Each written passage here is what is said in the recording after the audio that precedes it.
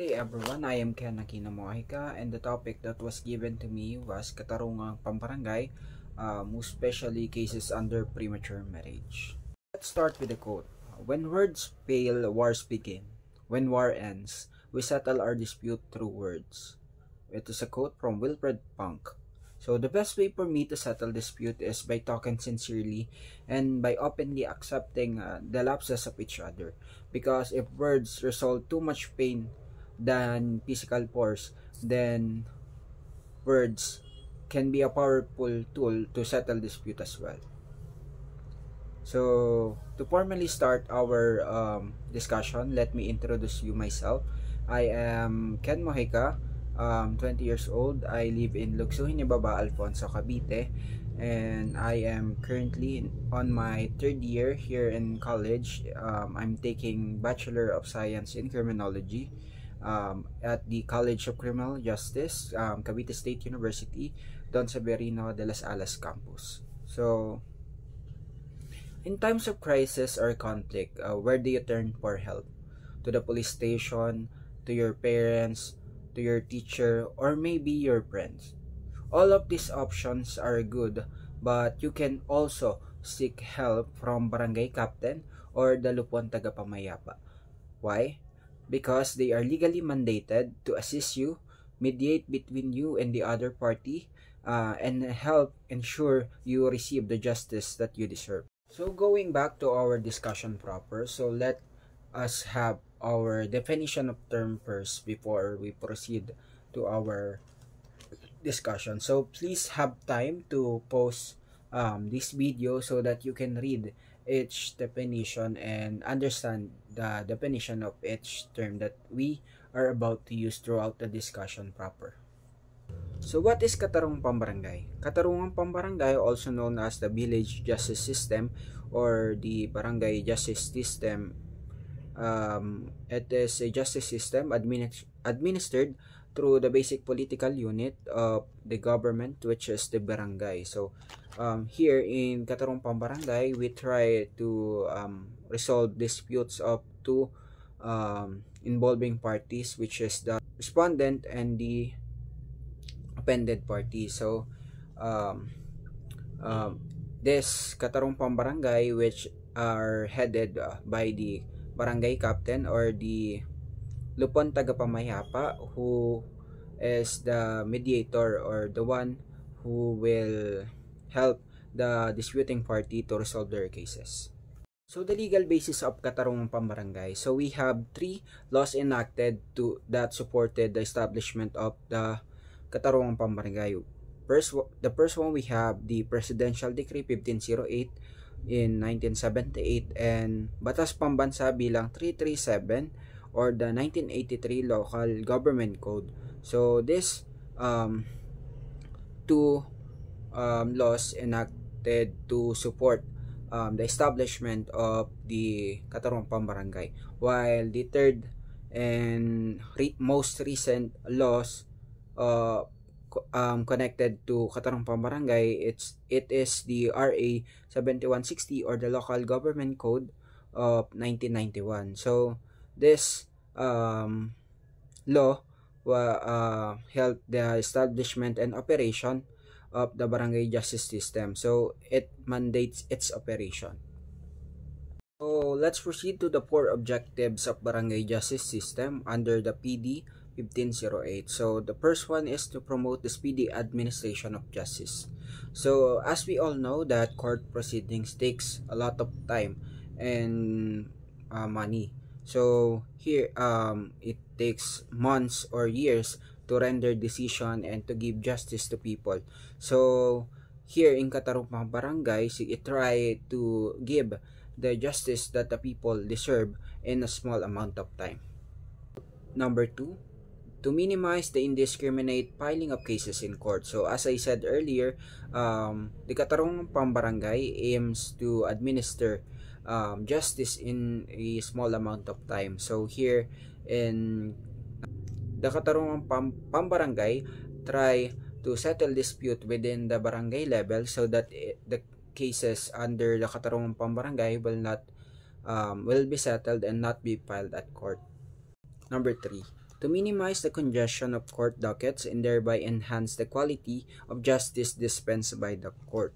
So, here in Catarong Barangay, we try to settle dispute in the barangay level, and we are trying to really solve the problem here in the lowest level so that it will not proceed to the higher court. The last objective of the PD 1508 is number 4, to perpetuate and recognize the time-honored tradition of amicably settling dispute at the community level. So, even before at the time before Spaniards, the Filipino or the offended parties seek guidance or help from their datu. So the datu will serve as the lupon tagapamayapa of their place, and he will be the one who mediates between the offended party and the respondent.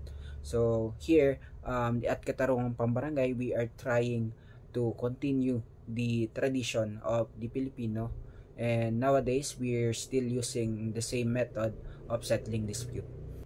So this part of our discussion, which is the cases not covered by the Catarong Barangay, is just an additional information for you to know which cases need to be discussed in the barangay level, or what cases should be directly filed at the court. So I will not discuss each number.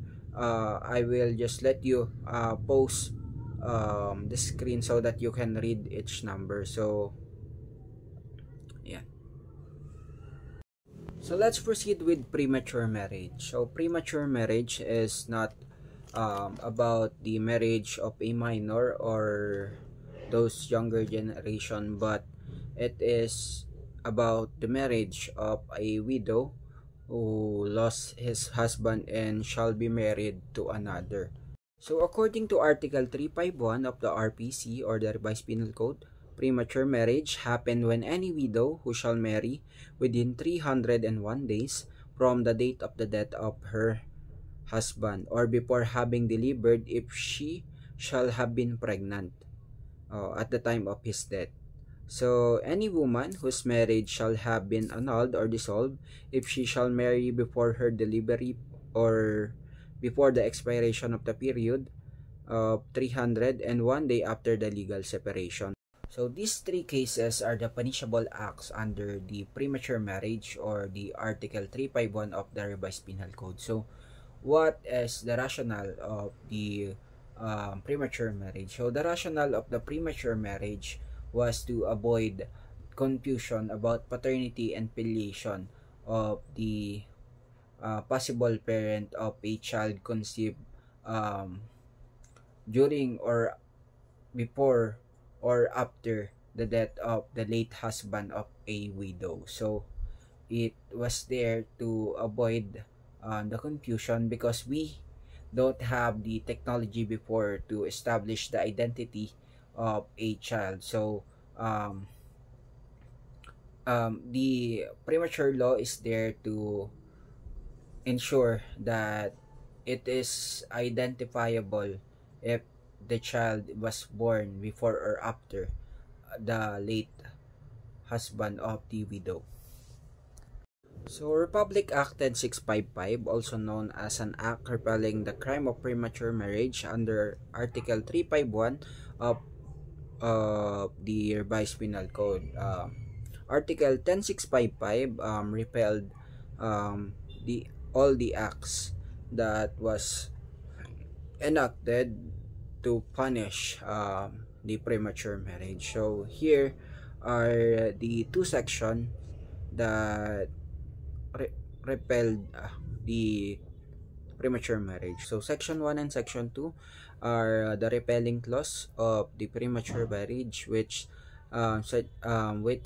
inform us that all the rules, regulations, and laws enacted that punishes premature marriage are now repealed, and if there are just part of the some other laws or regulation, the laws must be modified so that it will not be punished by premature marriage.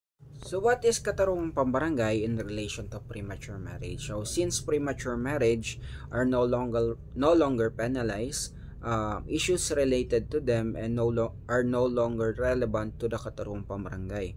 But however, if concerns or disputes related to premature marriage arise, individuals are still welcome to seek assistance from the lupon tagapamayapa or the barangay or di katarungan pambarangay. So the question then becomes, what is the process for filing a report with our barangay council or particularly through the village justice system? Here are the steps in barangay complaint procedure. So we have 6 steps to follow, which are the step 1, filing of the complaint. So here, the offended party will go to the barangay council and he or she will file a handwritten case about the facts and the involved party or the respondent through writing. So if this already filed or the case is already filed, the barangay captain as the leader of the katarungang pambarangay or the lupon tagapamayapa, he will then proceed to step 2, summoning of the party. So it is the crucial part of this procedures or the process, because here the offended party and the respondent will talk and will try to settle their dispute, no? So next, step 3 is the mediation by lupon tagapamayapa. So here in mediation, the respondent and the offended party will try to settle their dispute with the barangay captain or the lupon tagapamayapa as their mediator. So they will discuss what they want to do or what should happen about their cases, and they must come up with the resolution or the things that they must do to give justice to each other. So step 4, outcome of the mediation. So here, if the mediation is successful, then the lupon tagapamayapa will then help the offended party and the respondent to ensure that the settlement that they come up or the amicable settlement that they come up will be served and must be followed. So if the mediation failed, then we will proceed to the failure of the mediation. So after if the mediation fail, the lupon tagapamayapa will then schedule an arbitration. Here the lupon tagapamayapa will serve as a judge just like in court proceedings, and we have the respondent and the offended party. So here they will hear the katarungang pambarangay will hear the side of each party, then will try to render a decision in order to give the justice that the people deserve. So this decision will be based on the facts and evidence that they come up during the arbitration processes. So if the lupon tagapamayapa was successful in the arbitration, then the same procedure will happen or will be done. If successful, then the arbitrator or the lupon tagapamayapa will ensure that the justice will be served, while if the failure of mediation happened or the failure of arbitration happened rather, so we will proceed to step 6, which is issuance of certificate to file actions. So this certificate to file action is a requirement for the court to entertain or to accept the case of the offended party. That would be the end of our discussion. So I hope you learned something, and if you have question, you can PM me through my FB Ken Mojica,